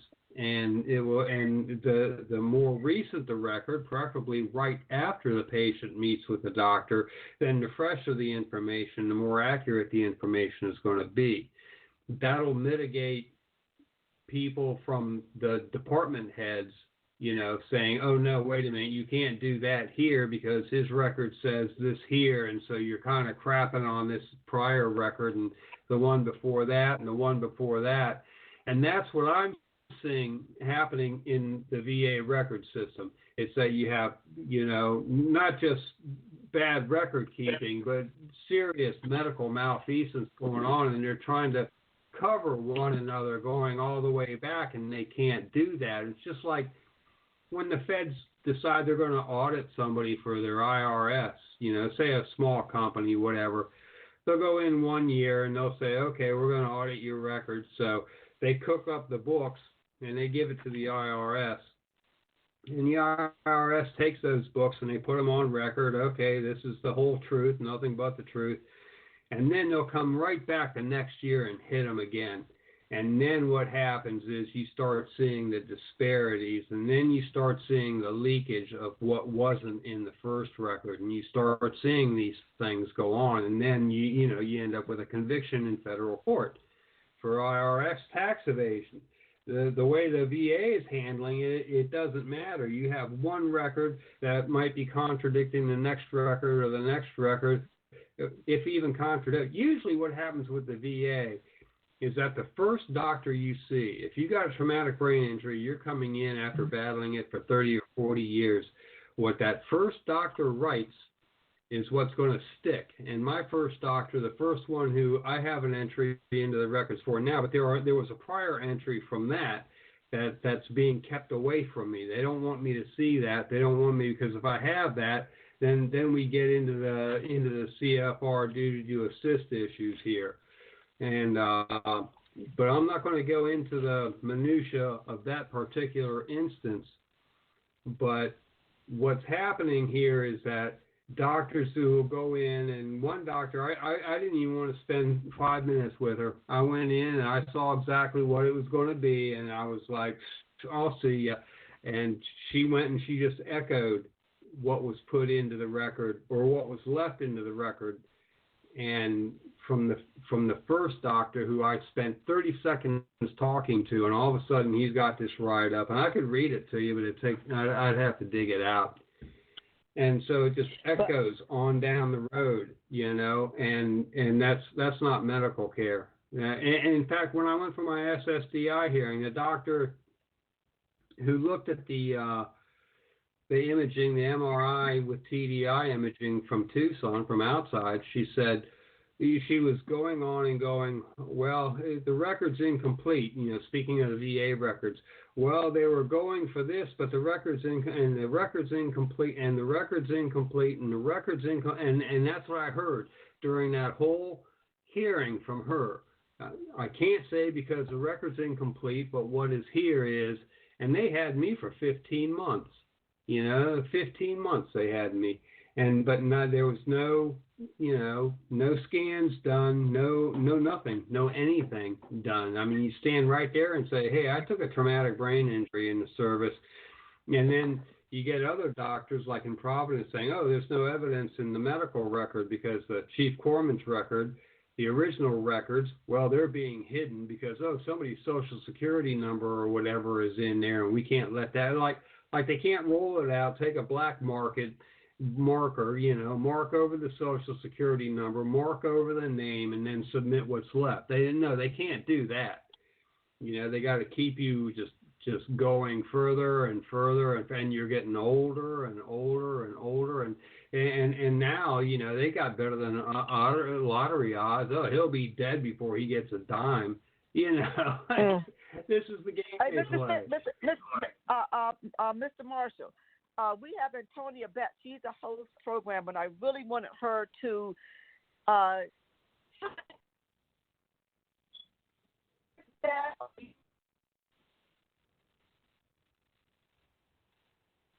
Miss Betts, are you there? Yes. Hi, how are you? I hope my phone isn't giving out. If necessary, I'll call you from another phone and pick it up if you'd like. But yes, you're how are you, Mr. Marshall? Hi, you are fine. Mr. Marshall, he has been with us for the past hour. I've kidnapped him. I literally held him hostage here on this line because of his valuable contributions to this particular topic on cyber issues and data breach with patient data here. Mr. Marshall, Miss Betts is a Navy veteran also. So I would like her to just kind of introduce herself and share whatever comments she had with you and actually whatever questions. Do you have just a few more minutes? Because I tell you, I've held you hostage for like an hour and 40 minutes. So we still have at least about 16 minutes until the program is over. So if you can just spare just a couple more minutes, then I would have had 2 full hours with you, and I'm forever grateful. Ms. Betts, please go ahead, please. Okay, thank you. And I didn't realize my battery was almost out, but I'm going to do the best I can if necessary. Switch to another phone within a matter of minutes following that. Yes, how are you, Mr. Marshall? My name is Miss Betts, and I just wanted to say that, both you and Kathy had opened up such a bag of worms until, a lot of veterans out there, I hear about them being homeless. Now, I tell you, I have been following in behind issues involving veterans for a while, hoping to, of course, benefit myself as well. From what I've seen, a lot of veterans get sidetracked, or maybe if we're lucky, we'll find somebody who likes us and would let us be able to accomplish at least 1/10 of what we'd like to accomplish. And it don't, and actually, it may not be a whole lot. I do admire the way that you had found out about the $60 million that was allocated to Healthy Vet. And what a lot of us don't know, that we're having our they're riding off the skin of our backs as veterans to put money into things like that, and we don't get to see anything hardly by way of not only that, we get their service, as you would consider it, and it's disgusting because some of us need something merely as much as housing, and why do we have to wait 20 years or more to get housing after trying to go through the VA and really substantially get something, only to be shot down like we really don't matter. So there's a lot of issues involved with all of this allocation of money, and we're just being strung along. Some of us go to our graves from old age later on, being strung along and getting nothing to benefit from it. So, yes, an issue of medical ethics, divulging of our information, that's another can of worms that should be open, because even when the briefcase was stolen with our information in it, what was the purpose of carrying around our information? Do we carry their information around? The person's having it? It's been so disrespectful to go to a medical facility and then to find out that people can disregard us and just keep wheeling us back and forward, collecting information on us, typing it into the system, and don't allow us to access anything that's really part of actually our records more than anything. So it's just to show you that I'm familiar with the disrespect. Now, thank you very much for hearing me. Whichever issue you'd like to address, please do. Well, Miss Beth, I know. Go ahead, dear. No, Mr. Marshall, I totally interrupted you. That she was directing that to you. I do apologize, sir. Oh, thank you. When you look into these records and you start deciphering them, what you really are coming up with is a picture of the character of the people who made those entries, more than you come up with anything of the character related to the veteran whose issues the records are supposed to be about. Now, I've been accused of having a paranoid personality disorder, schizoaffective disorder, then there was narcissistic something else disorder, and so and this is where we get into the SSDI hearing, where they say the records are inconclusive. They were saying he was this, they were saying he was that, they were saying he was the other thing. He's anything but the victim of a traumatic brain injury, and that's how it goes. Okay, thank you. And about the $16 million, do we billion. actually billion. have BIL? Oh, that's even more disgusting. And I say that I'm switching phones real fast, if you don't mind, but I'm still going to be comprehending what you're saying.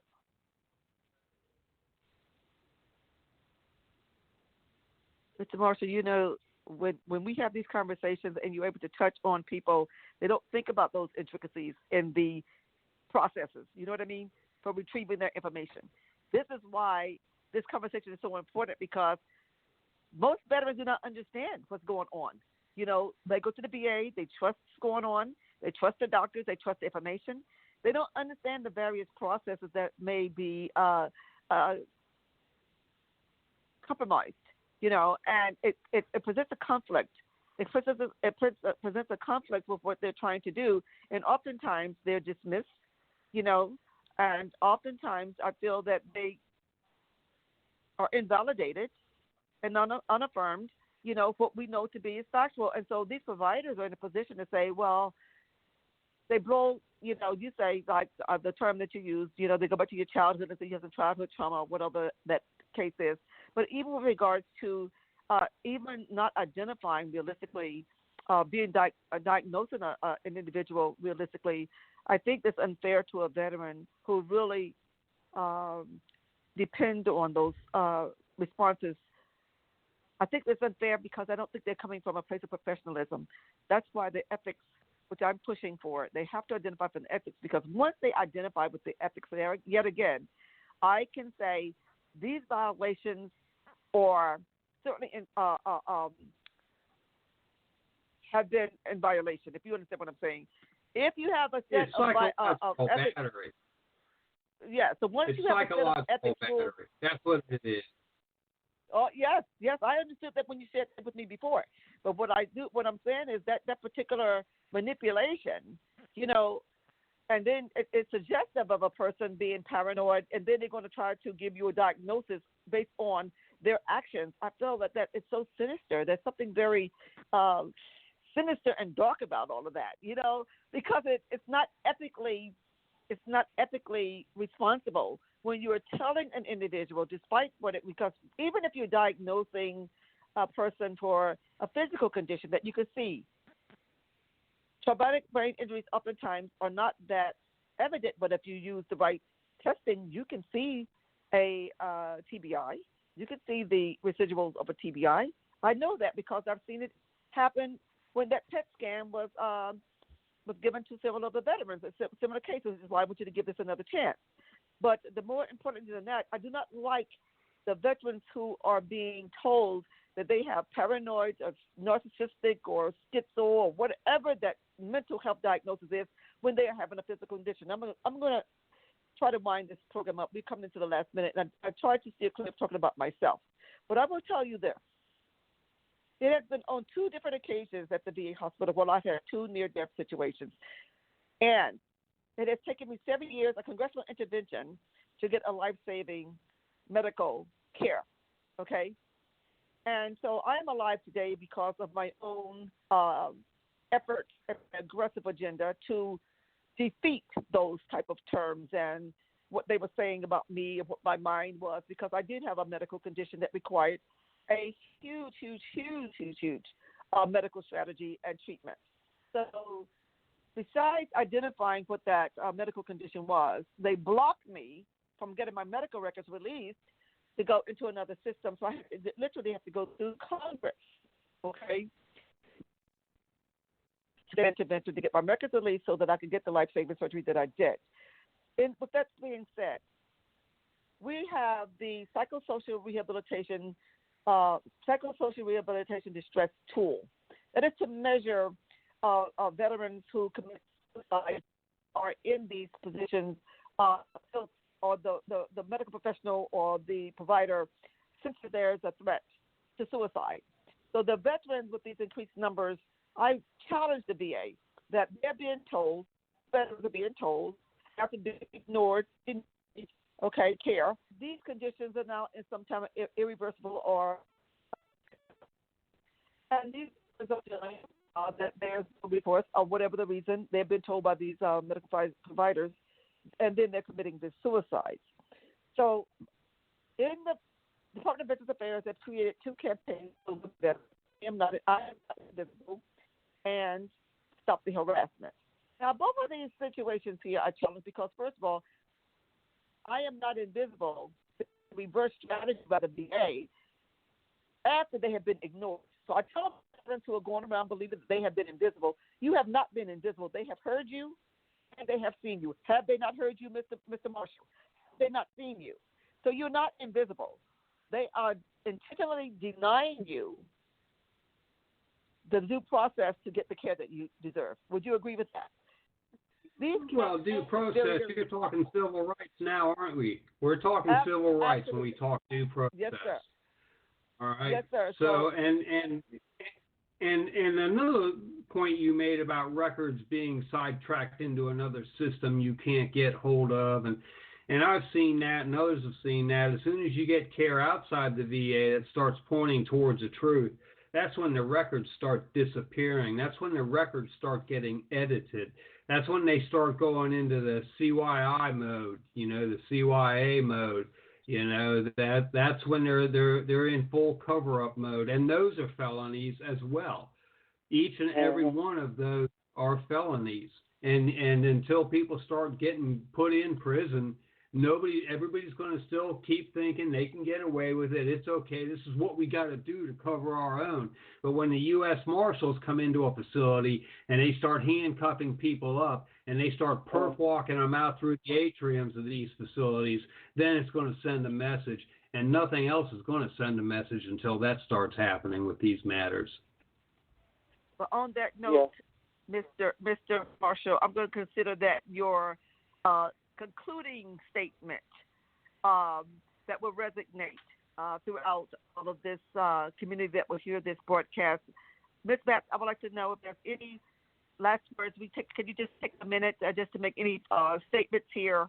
I would really just like to get you on record here. Just as a participant, I'm really delighted that you were able to acknowledge that your experiences, and having recognized that, the ethics and some of the issues that Mr. Marshall has identified, that you recognize them as being valid.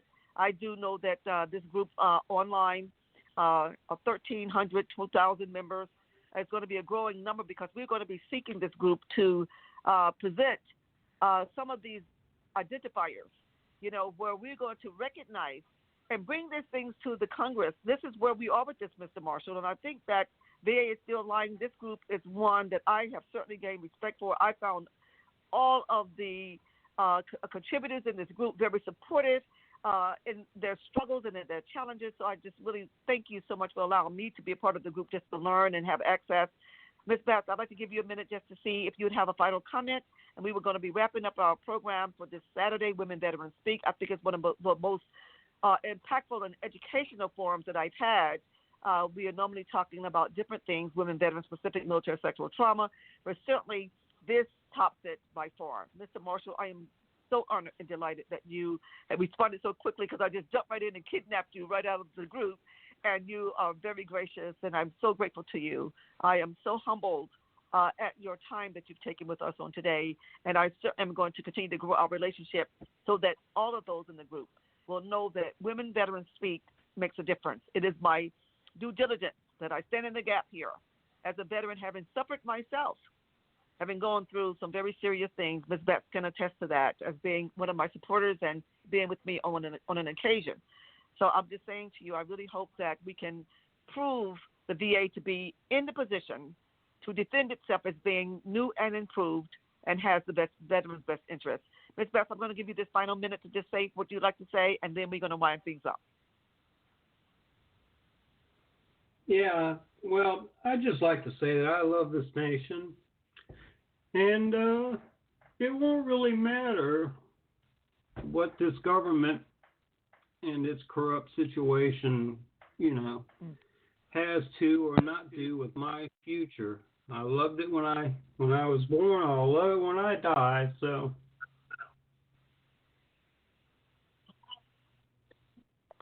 Mr. Marshall?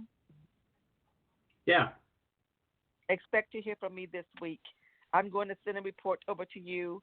I'm going to send you that report from the ERDM presentation. It's about, I think, 18 slides just for your review, so that we can have this as a follow-up. And then I'm going to invite you back here when you and I can have a plan, coordinated some of these different strategies. I want you to be, I want to be on your team. I want to be on your team. So I thank you so much for joining us on today. And I want you to know that I feel you in that way. In that term, I feel where you need to go with this thing. I feel it. And I think I'm in a position to make a difference. And I really want you to trust me just a little bit, so that I can connect you with some very key people here in this position that I am in as an ambassador, the Trailblazer. The Trailblazers, 15 of us chosen in this country. And I do believe that we are all doing great work around the country, but certainly I want to make a difference in the lives of as many veterans that I can connect through this role. And I want you to be at the top of that list, sir. So I'm grateful to have you. We're going to wind up Women Veterans Speak for today. And thank you all for joining us. And certainly on next Saturday, we have a robust discussion on human trafficking within the veteran community, focused on Fort Hood. And we'll have Fort Hood veteran who experience human trafficking. That will be our program for next week. Thank you all, and please have a wonderful rest of your day. Mr. Marshall, I am honored. Please have a great day. Thank and I will you. be contacting you over the next few days, and I think you did a wonderful, wonderful presentation on our program today. I think you brought up very valuable details for where you need to go forward, and I am honored and grateful to you. Ms. Batts, please know that I appreciate you as well, and we will be moving forward with some great strategies on seeing whether the VA is lying or not. So please have a great day, and we're signing off. Thank you so much.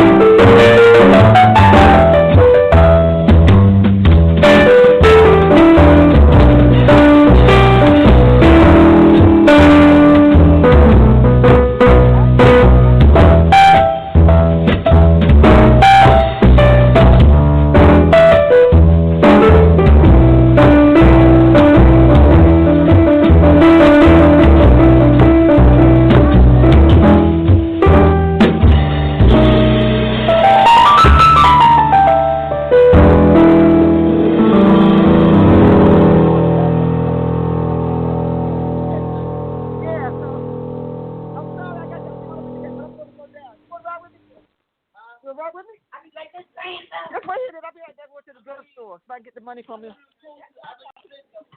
No, I'm done now. Okay. You feeling good? All right. I'm sorry, but I had my radio show today, and I got caught up. I ain't even took a shower now. What? Oh, no, I'll be right back. I'm starving. Yeah. Yeah, it is, David. It was.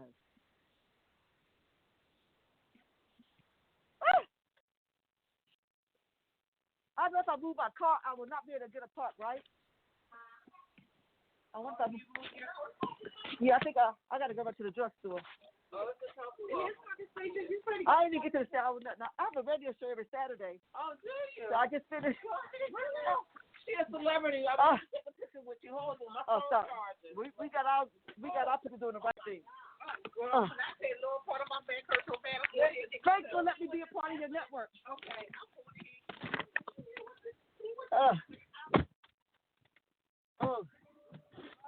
I need to get the fever.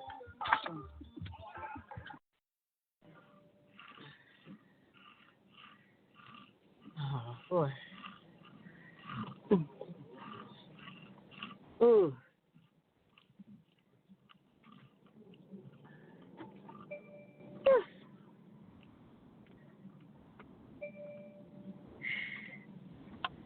Okay.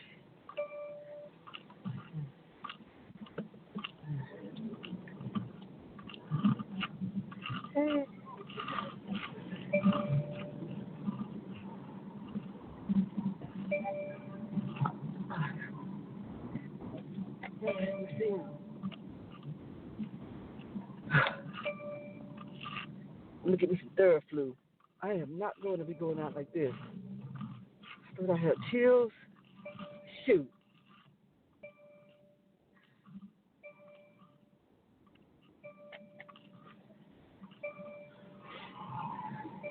I am not going to be going.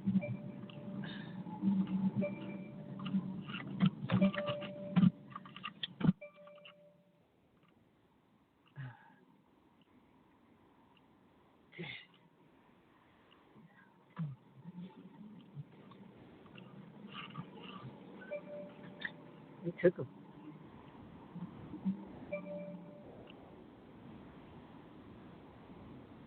Okay.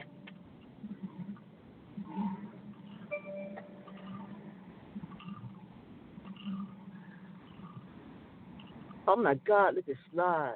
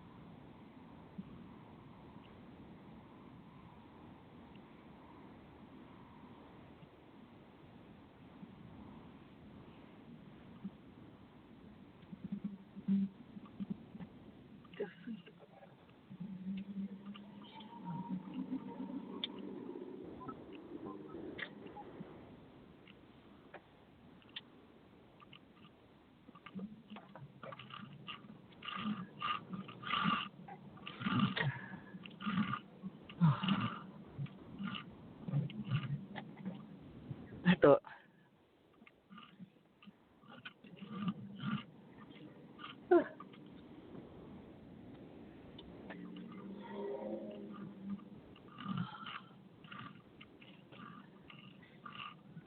No.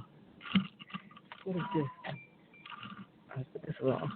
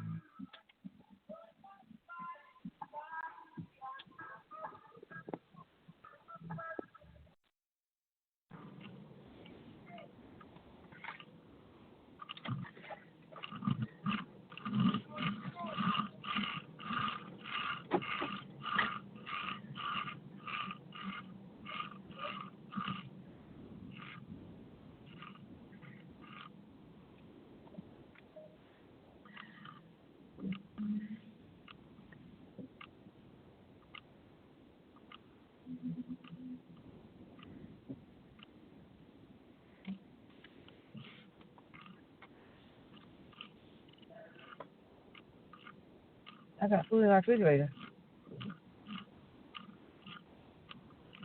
Uh-uh.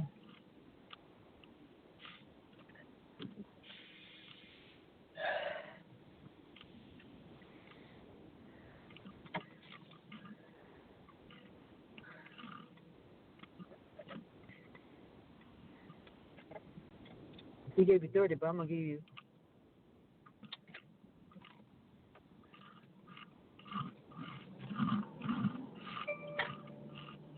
He give you a 30 piece of what?